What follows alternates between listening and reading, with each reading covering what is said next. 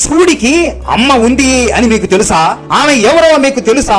బెజ్జ మహాదేవమ్మకి శివుడు అంటే చాలా ఇష్టం. కానీ ఎప్పుడైతే శివుడికి తల్లి లేదు అని తెలియగానే ఆమె ఎంతో బాధపడుతూ కృంగిపోతూ, తల్లి ఉంటే నా శివుడిని భిక్షం ఎత్తుకొని ఇచ్చేదా, తల్లి ఉంటే ఒంటి మీద పులి చర్మాన్ని కప్పుకొని ఇచ్చేదా, తల్లి ఉంటే ఇంట్లో కాకుండా శ్మశానంలో పడుకొని ఇచ్చేదా, తల్లి ఉంటే ఒంటి మీద విభూది రాసుకొని ఇచ్చేదా, తల్లి ఉంటే భార్య చనిపోయినప్పుడు ఓదార్చకుండా ఉండేదా అని ఎంతో బాధపడుతూ ఏడుస్తూ ఆమె చేతులతో ఒక చిన్న బిడ్డ రూపంలో ఉన్న ఒక విగ్రహం తయారు చేస్తుంది. ఆ విగ్రహాన్ని చూస్తూ, శివయ్య, నువ్వు ఇక నుండి నా బిడ్డవు నాయనా, ఇప్పుడే నేను నిన్ను కన్నాను, ఇక నుండి నీకు తల్లి అయినా తండ్రి అయినా నేనే, ఇక నువ్వు తల్లి లేదు అని ఎప్పుడు బాధపడకు అని అంటుంది. ఆ విగ్రహానికి పిల్లవాళ్ళకి చేసే ప్రతి ఆలన పాలన చేస్తూ ఉండేది. ఇదంతా శివుడు గమనిస్తూ ఉంటాడు. ఆయనకి ఎంతో ఆనందం వేస్తుంది.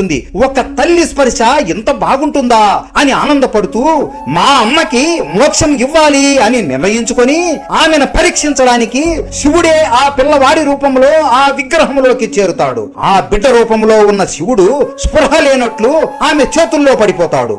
బిజ్జ మహదేవమ్మ గట్టిగా ఏడుస్తూ, స్వామి, మీకు ఏమైంది నాయనా? ఒక్కసారి నన్ను కళ్ళు తెరిచి చూడండి, మీకు ఏమైనా అయితే నేను కూడా వెంటనే ప్రాణత్యాగం చేస్తాను అని ఒక కత్తితో ఆమె కడుపులోకి పొడుచుకుంటుంది. వెంటనే ఒక దివ్యమైన వెలుగు వచ్చి ఆమె చేతిలో ఉన్న కత్తి పువ్వులాగా మారిపోయి శివ పార్వతులు అక్కడికి ప్రత్యక్షం అవుతారు. అమ్మా, మీ ప్రేమకి నేను పరవశించిపోయాను, నీకు ఏం వరం కావాలో కోరుకో తల్లి అని అడుగుతాడు. శివయ్య, నాకు ఏ వరాలు వద్దు నాయనా, నాకు నువ్వు బాగుంటే చాలు స్వామి, ఎప్పుడు సంతోషంగా నా కళ్ళ ముందు కనపడుతూ ఉండాలి స్వామి అని కోరుకుంటుంది. శివుడు ఆనందంతో నవ్వుతూ, నాకు తల్లి ప్రేమ అంటే ఏంటో నువ్వు తెలియజేశావు తల్లి, ఇక నుండి నాకు తల్లి లేదు అని ఎవ్వరు అనుకోరు. నా తల్లి ఎవరు అంటే ప్రతి ఒక్కరూ బెజ్జ మహాదేవమ్మ అని అంటారు.